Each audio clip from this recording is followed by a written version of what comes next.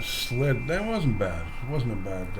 It was all right. Into It was the pretty Top good. 40 Timeline It was video right. show. Yeah. The what are we calling it now? The music show. I'm Big Daddy, and Russ Horton along with Leah Lywood and Amanda See? Bassett. That's what it's called right there. Huh? Say what? Oh, and so much for being professional on any of these shows. I swear to God. What's the matter? What am I doing At the wrong? top, you said whatever it's called. I said it's It's radio. radio, music, history, and trivia. There you go. I love. We're still trying to train him. It's only been 4 years. Another 4, we should be good. I keep telling you, I'm a radio guy, not a TV guy. All right. So we're brought to you by our radio stations. Why not? We have 3 of them. RadioGTA.ca, Canada's Mix, and we have 50s, 60s, 70s, FM 108.ca. And we also have our local radio station, which these 2 gals are very much involved with, and that's Halton Hills Online.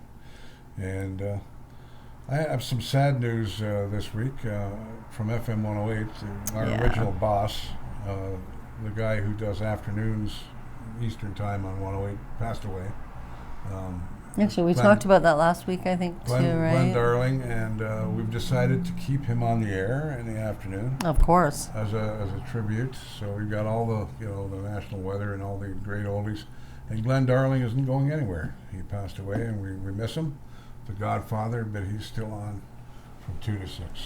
Listening to his first show after he died was kind of surreal, but I felt a nice peace. You know what I mean? It was like you become immortal, Glenn, and it was kind of nice. Well, now he is an immortal, Glenn. Of course he is. And he's still with us. And he will be. And but I just thought I'd pass that on to you. So we'll start with I guess this King Harvest song. For Wait this till you week see and what.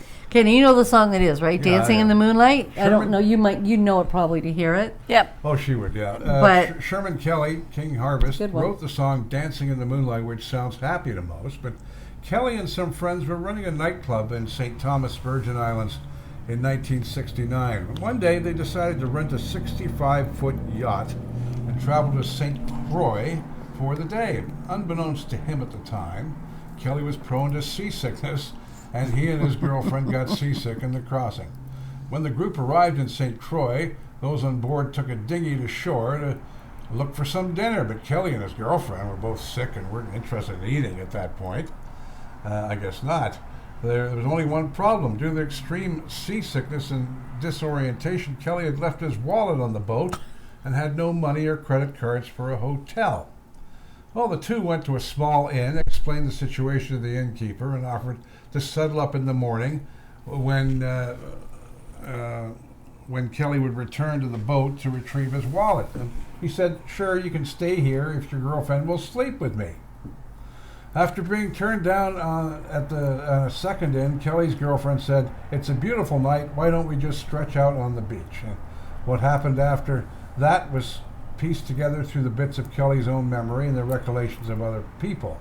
According to those accounts, while sleeping on the beach, Kelly and his girlfriend were the victims of a vicious St. Croix street gang. Boy, he's having a lot of problems, Oh, isn't he? wow. Oh, yeah, this night was really... Kelly was severely beaten by 5 gang members wielding baseball bats. His girlfriend was raped by the gang leader, and the rest were in Can you line. imagine? But Kelly's girlfriend later reported that Kelly regained consciousness during the attack and fought back, making enough noise to scare off the attackers. With Kelly drifting in and out of consciousness, the two managed to follow the lights along the shore, eventually making their way to the only St. Croix hospital. Kelly and his girlfriend were thought to be amongst the first victims of the notorious Fountain Valley Gang, who in 1972 murdered 8 tourists and wounded 8 more, thereby devastating St. Croix tourism for many years. So And that's what Dancing in the Moonlight is. Wow. And everybody thinks Dancing in the Moonlight, you know, we're having a lot of fun. Yeah, da-da-da. that's what I thought it was. That's what it came from. Wow. Wow. Jeez. That's all I can say. Like I said, there's why I thought you guys are going to get a good one out of this one. This is crazy. So, okay. So, here's one. Born today, Thomas Erdelier. Where's the lie? Or How do you Yai. say that? Tomas Erdelier. Erdelier. That's more like it. Tomas Erdelier, that's better. Tomas I think that sounds better anyways to what I was saying.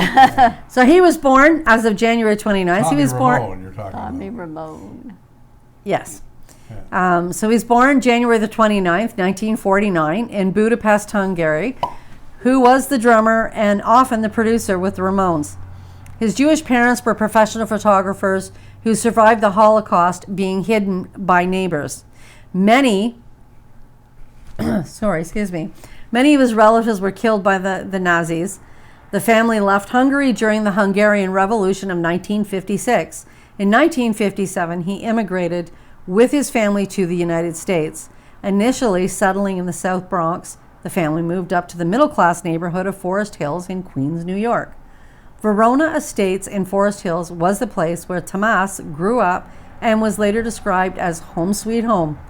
He changed his name to Thomas Erdelier, however that is. I apologize, Tomas.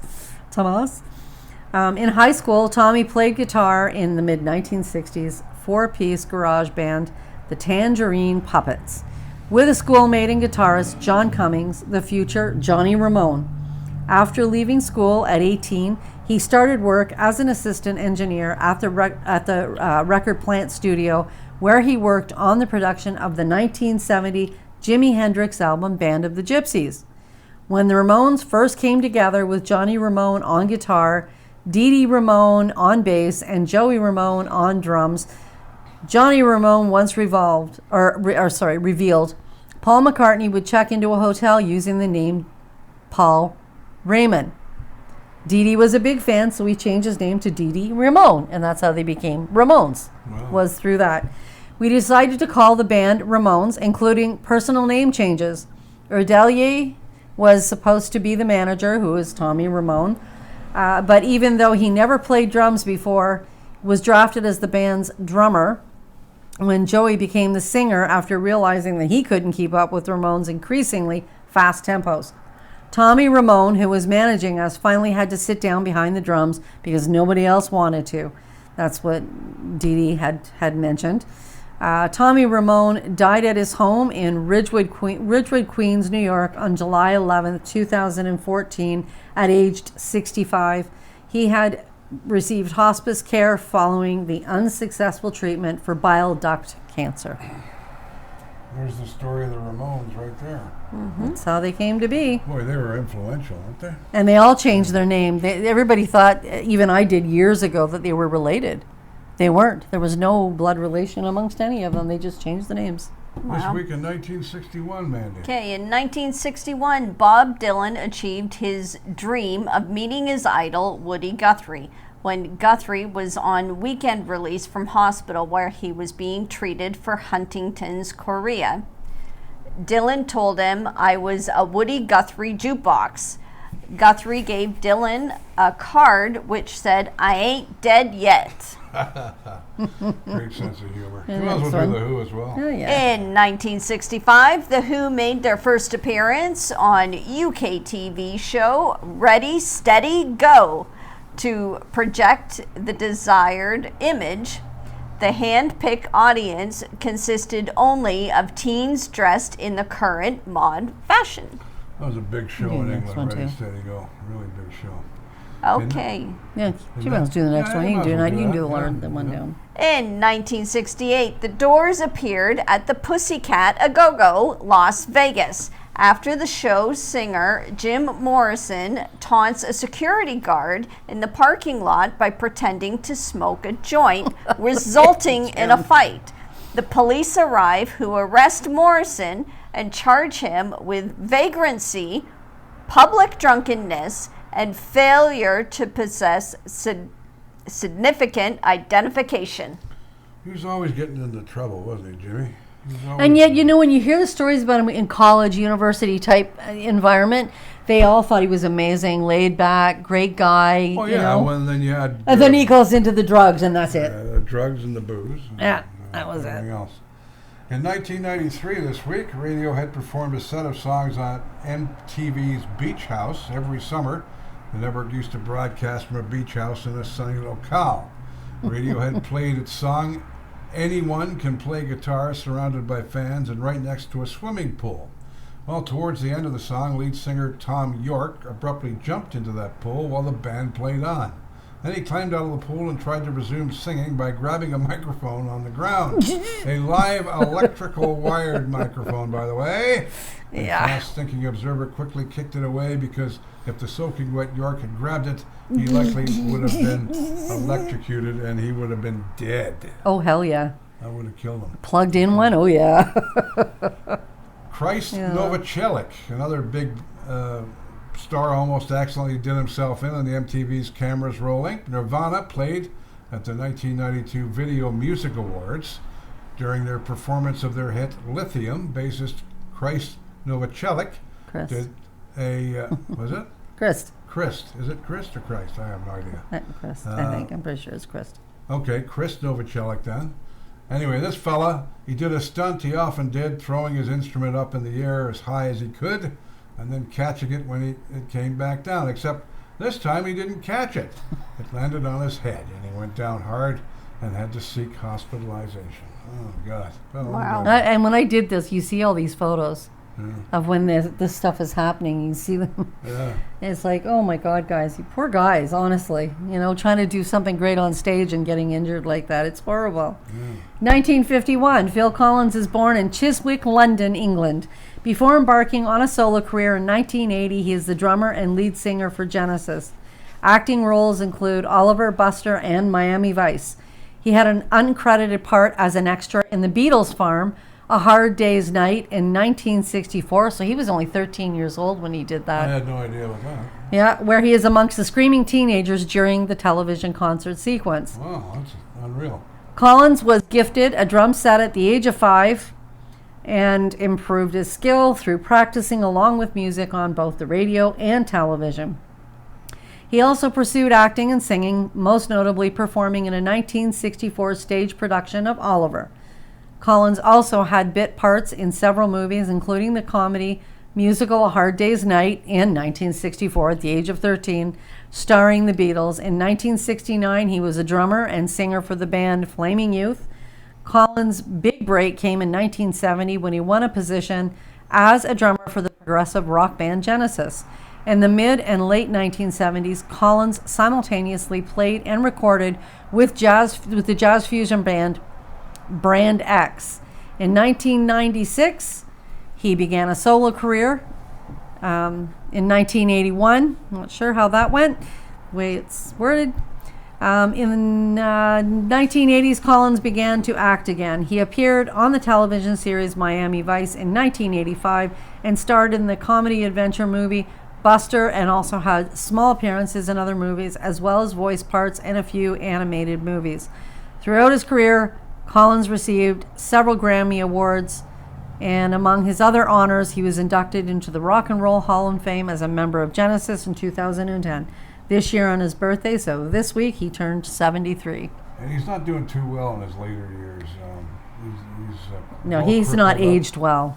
He hasn't he's aged crippled well. up from his drumming. Well, Lee Lakin is a drummer. He'll tell you how much you have to use your body when you drum.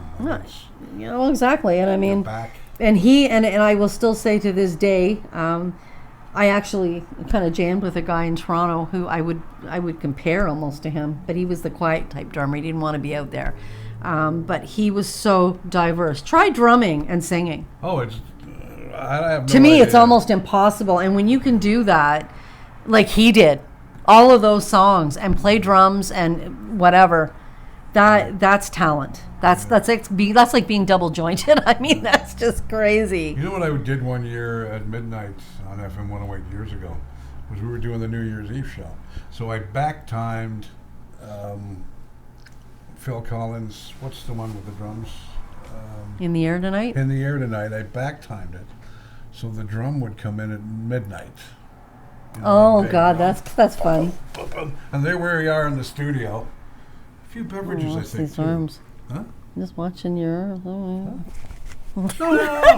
I love that song. I mean, that's He gets Well, so there's air serious. guitar, and then there's Then there's the air drums. the drums on that song are iconic. You know what I mean? So They right are, at though. Midnight, they're Oh, yeah. still with the drums. Listen, Right? and Not even- everybody does it when even they when hear I'm that driving? song. Yep, everybody does Everybody it. in their car Right, doing that. Yes. right to the Yes. song, no matter when it's on. You know what I And that's do what I too played is was when percussion and back Tush, vocals, Tush right? by So, ZZ Top comes on. I always do this. yeah. Oh, there's so many songs, eh? There's certain things you get the air guitar going. Going, And yep. anyways, all right. What's happening, girl? Okay, in 1969, the Beatles with Billy Preston played their lunchtime rooftop gig on the top of the Apple Building on Savile Row in London. Lasting for just over 40 minutes, it was the last time the Beatles performed live. They played Get Back, Don't Let Me Down, I've Got a Feeling, The One After 909, Love that song. and Dig a Pony. Traffic was brought to a standstill as crowds of people gathered below you and imagine? watched from the windows in nearby buildings. John Lennon ended the performance by saying, "I'd like to say I love this. thank you on behalf of the group and ourselves, and I hope we pass the audition." One of the greatest lines in rock and roll. It is. It'll be. right? It's a line that'll never I'd be like forgotten. to say thank you on behalf of the group and ourselves, and I hope we pass the audition. As they're saying goodbye, because that was the last they played together. It's the thing that that it kind of drove me a little bit crazy is that Billy Preston played keyboards Yeah. when he was up on the roof, and he occasionally you'll see if you looked. I went scouting out looking to see the best picture I could find, because you can see him in some of the pictures when this happened, but he's like way off in the distance, right? You got the main band, and then Billy's kind of off over by where Paul is. But I think he should have gotten a little more recognition myself. But You might as well do the 1989 one too, there, man. Okay. In 1989, with Steven Adler in rehab, Don Henley fills in on drums for Guns N' Roses when they play Patience at the American Music Awards. Axl Rose had recorded vocals for Henley's song I Will Not Go Quietly, which appears later in the year. They were a great band, weren't they, in their day? Guns N' Yes. Roses? I Yes. They had some hits. yeah, they had their ups and downs just like everybody else Yeah, but that, with if you look at Axl their and songs, they're just Oh, quality, yeah. quality. oh yeah. This week in history, the original version of Der Kommissar was recorded in German by the Austrian singer Falco, who was Johann Holzel, and who had a #1 hit in the U.S. in 1986 with Rock Me Amadeus, Amadeus. of course. Amadeus, His version of Der Amadeus. Kommissar was the better version, in my opinion, and we used to play, we still play both on the Yeah, radio stations. I agree, 100%. It was a dance floor favorite in Europe, but unlikely to crack the American charts. So Falco encouraged the English-speaking band to record this song, and he could make inroads in the States for them. And Der Kommissar tells the story of a woman who really likes cocaine, has friends who died from cocaine, and is getting hassled by a police commissioner. To better understand, here are some of the English lyrics. Yes, she was young, her heart so pure and white, and every night has its price, she says. Sugar sweet, you got me rapping to the heat. I think it over, pardon me. Her nose does the talking. That's a dead giveaway there. You think? While I Yeah. continue to smoke. And while I continue to smoke, she knows the special places very well. I think she takes the metro too. And then they're singing, don't turn around, look, the commissioner is out and about. Der Kommissar. He'll keep his eye on you, and you know why. Your zest for life will kill you. Got that, Mr. Commissioner? So that's the story of Der Kommissar. So that's one. That's kind of like more or less one and a bit of the lyrics in English, which most people, it was a great song, just the music, and whether you understood it or not. At least I enjoyed it, and I didn't know all the lyrics when I was younger, right? I think And there it that- is, what it's about. Most people didn't know. It's like Der Kommissar, okay, but why? I think right? Falco's version is much better. I do too. And, It didn't have to be English, just the music I don't know piece why it was. didn't break in the States, but it didn't. And we play both of them. You want me to do Frank Zappa too? Oh, I don't care. Frank Zappa and his band, the Mothers of Invention, were playing in a theater this week in history in London in 1971. And then a man suddenly rushed this stage and pushed Frank into the orchestra pit. That's a long fall. And Zappa was roughed up pretty bad. His larynx was crushed, his chin was gashed, and he broke a rib, and his leg fractured as well. He had to use a wheelchair for a year. So why'd the guy do it? He thought Zappa was checking out his girlfriend from the stage. Oh, wow. You got to remember what frame of mind these Zappa fans were in when they were watching the show, too. You know Well, they're higher than a kite, too, for the most part, right? Of course they are. But when you see the picture of the stage, Yeah. we're not talking 4 feet. We're talking 10 feet or more, or whatever, but it's quite a bit. So, okay, another birth this week would have been January the 31st, 1981, in Memphis, Tennessee. Justin Randall Timberlake He's back in the was charts born. this week, by the way. Oh, is he? Oh, Yeah, good he's for single, him. He launched his performing career in the late 1980s on the Disney Channel's The New Mickey Mouse Club alongside in future recording stars Britney Spears, who was his girlfriend, or she was his girlfriend at one time. Really? I didn't know all Oh, that. yeah, they I'm were not together. That's not my era. Yeah, oh yeah, no, they were together for a little while. Christina Aguilera and J.C. Chasez. In 1996, Timberlake and Chasez were asked to join the male pop vocal quintet NSYNC. Oh. An actor as well as a singer, Timberlake appeared on the television show Saturday Night Live, where his music video parodies became popular hits on the internet. In addition to performing, Timberlake entered the social networking business in 2011 when he became one of the owners of the site MySpace. That I didn't know. It was interesting. That lasted all of 6 months, didn't it? Yeah, it was. I don't think it was very long. Yeah. He helped to repurpose MySpace, which had lost the majority of its former members, to Facebook as a community for musicians and their fans. Well, Facebook. And of course, he's still alive. So, had Facebook not come along, MySpace would have been today's Facebook, I think. Yep. That would have just kept. But for some reason, Facebook just took over. You know. Well, it's so crazy because I look at him now, and it just goes to see as we get older. Because I look at him now, and I'm thinking, oh my God, he's 43 years old now or something? And I'm going, no, not Justin Timberlake. Yep. It's kind of crazy. Okay, in 1967, while in Sevenoaks, Kent, England, John Lennon visits an antique shop and buys an 1843 circus poster that inspires the Beatles song Being for the Benefit of Mr. Kite. And I have a photo. When you get a chance, you should check it out with John pointing at the poster. Oh, yeah? Of that poster. It's kind of cool. Okay, in 1969, Bobby Darin walks off the set of the Jackie Gleason show. Love that show. When he is not allowed to perform his song, Long Line Rider, which deals with prisoner abuse. I wonder why they wouldn't let him sing that. Back then, who knows?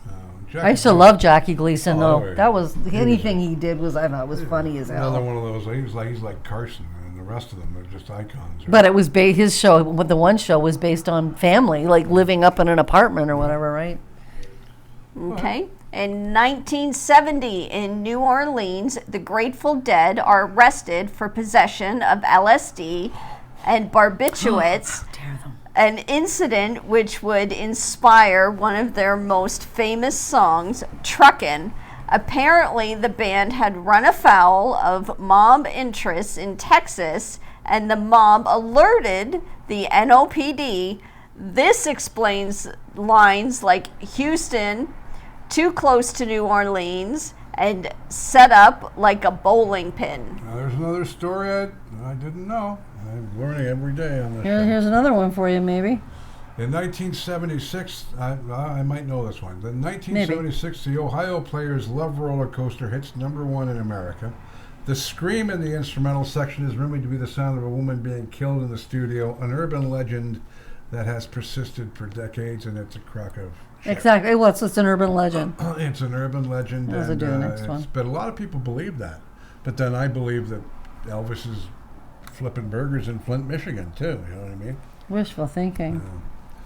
The legal department of Liberty Records, the label to which the band had been signed, worried that their moniker Chocolate Hair might not go over well with the public. The decision to change their name to Sugarloaf seemed unanimous. What a great name for a band, Sugarloaf. Love their music too. Oh, yeah. Green-Eyed Lady. It was borrowed from the name of a mountain near the neighboring city of Boulder, Colorado. Oh, well, and where guitarist Bob Weber reportedly resided. And today, Sugarloaf Mountain is a popular hiking. And it's a huge tourist, like it's a touristy place now too. Don't call us, we'll call you. That's stuck in my head now. There you go. It's stuck in my head. It's better than Manamana. It's okay. I'll just get in the car and crank the tunes. I'll get a different earworm going. Stop! I sang that. That's why I posted that video. I thought, here, I'm getting you back because oh my God, that's all I could hear after when I left here all the way home. See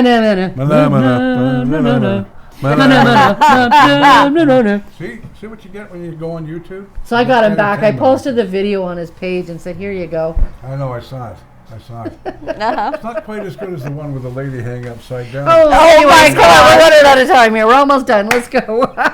Old Man was a song written for the old caretaker who looked after Neil Young's Broken Arrow Ranch, which he purchased in 1970, and he still lives on today. It's compared the life of an old man with that of a young man and finds that they were more alike in their needs than they realized.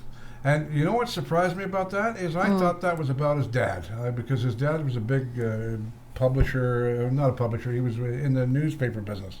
No, I know. And where he lived, where he was raised, born and raised in Omini, I lived within 15 minutes. That's why you know how to pronounce it. My brother-in-law at the time actually lives literally like across and up the street from Omini, that's near Lindsay, right? It's just outside of Lindsay. Yeah. It's about within 25 minutes.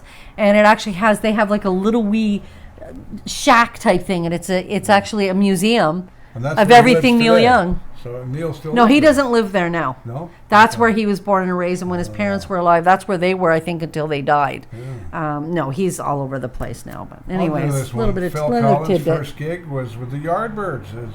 That wasn't mentioned before. The Marquee in 1965. No, that's why it's there. The day Jeff Beck joined the band. So he actually played with the Yardbirds, Phil He Collins. did. Wow.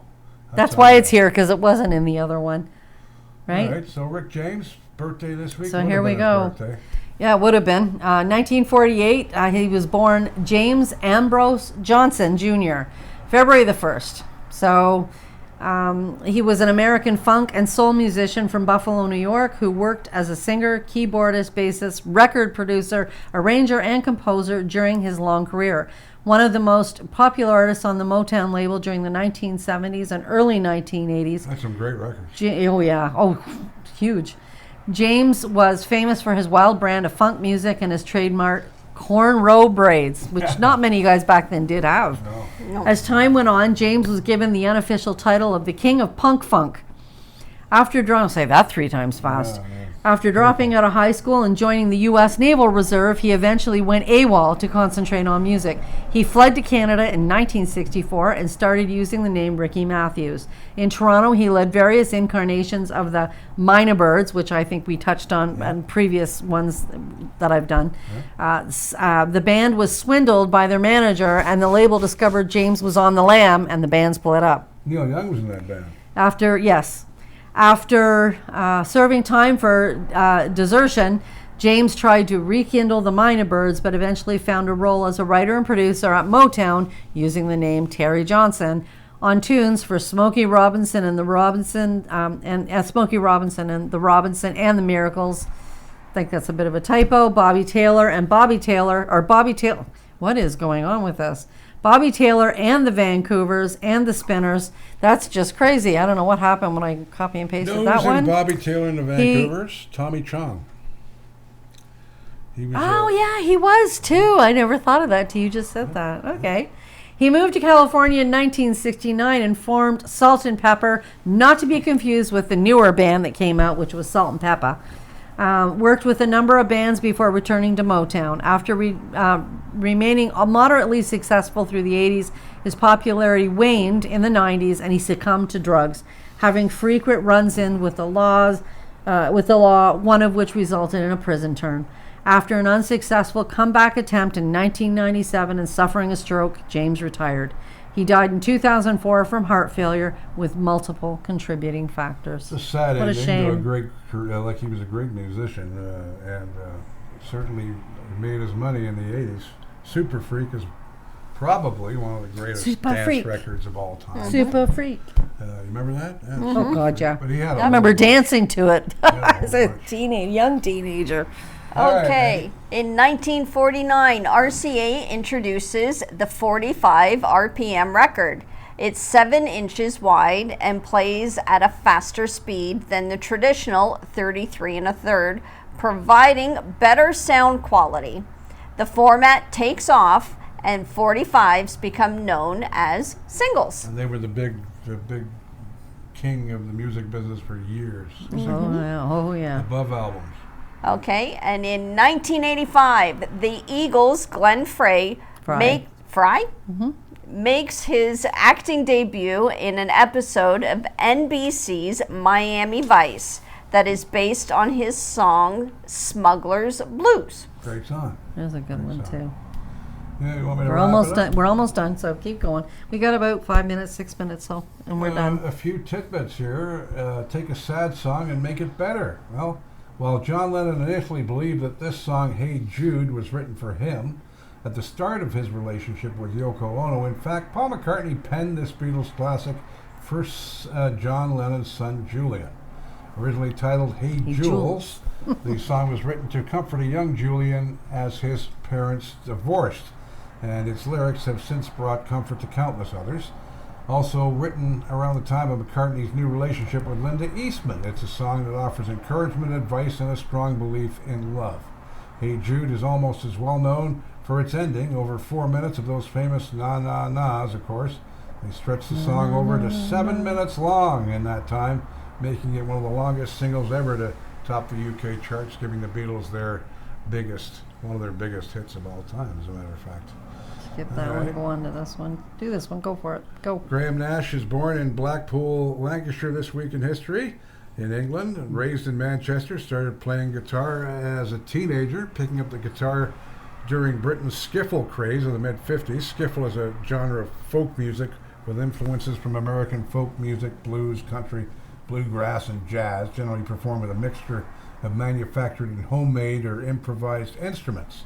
In 1955, he formed the Two Teens and his schoolmate Alan Clark, and the pair performed regularly over the next few years, eventually drifting from skiffle to rock and roll. When they attempted to sound like the Everly Brothers, they called themselves Ricky and Dane, and after they bought Guytone electric guitars, they switched their name to the Guytones. After founding the Hollies in 1962, remember the Hollies? Nash grew creatively frustrated with the Hollies, finding them not suited for his new material and desiring to be solely credited for his compositions. He leaves in March 1968 to make a more newsworthy music, where he found kindred spirits in California, particularly in the form of David Crosby and Stephen Stills. And by the end of the year, Nash departed the group and officially formed a trio with his pair of folk rockers. He continued to pursue photography and philanthropy along with extracurricular musical projects, and left Crosby, Stills, and Nash. He did, however, go back with Crosby, Stills, Nash and Young and CSN, and at some point he returned to being solo. In 1971, he joined the reunited Hollies. In 1983 for the What Goes Around album and its supporting tour. Nash published an autobiography, Wild Tales, A Rock and Roll Life, in 2013, and long afterward, long simmering tensions boiled over in the group CSN. Of course, Nash, at 82 years old, continues as a solo act and did put out an album now in 2023. But what a mark he left on rock and roll. He was not only a member of the Hollies, he was a member of Crosby, Stills, Nash and Young, he had a whole bunch of hand in all kinds of... He was a solo performer, so one of the great icons of rock and roll. 1968. After cycling through a number of band names, including Bag of Nails and Navy Blue, Ian Anderson's group plays the Marquee Club in London as Jethro Tull, a name that sticks. Their agent suggested the name. Jethro Tull is actually the inventor of the seed drill. Is that person. 1973, Elvis Presley meets Muhammad Ali in Las Vegas. The two exchange gifts, and Ali later says, "I felt sorry for him because he didn't enjoy life the way he should," which is very commonly known. He stayed indoors all the time. I told him he should go out and see people. but it was a lot of work. That's why he would have to rent theaters for him and Priscilla to go and watch movies in, because they couldn't do anything out in public. You want to do the last one, huh? Okay, in 1973, NBC debuts the midnight special rock variety show that its response to ABC's popular in-concert series. The first host is Helen Reddy. Helen Reddy. She There's a died name. recently. Yeah, she died recently. She did. She In had the a last, lot of hits in what, the 2 months, 70s, month, yeah. 2 months, something like that. Yeah, she's a very gracious lady, and she had a lot of hits in the 70s. A lot of them were number ones too, like "I Am Woman," "Hear Me Roar." Now there's one that's sticking. I in your am head. woman, hear me roar. Banana. All right, we'll see you next week. Thank you for joining us. For Big Daddy, for Leah, and for Mandy. Have a good week. Leah, I hope you're feeling better. You want to say something before I hit the old... United Community Worldwide. There you go. Get out of here now. The Mike Devine chimes.